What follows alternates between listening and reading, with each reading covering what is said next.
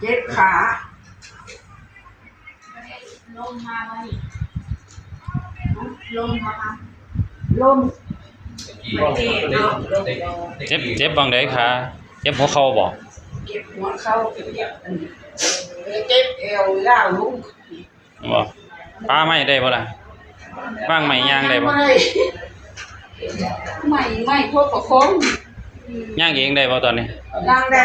แต่ว่าหนึ่งสู้กันสิไปบ่ได้ตัวนี้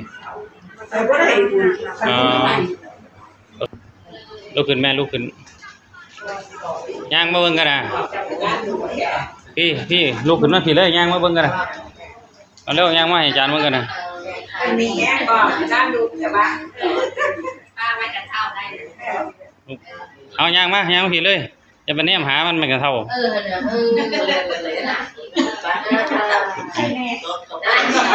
โคตรยากไปอีกนั่งเรียนนี่หว่า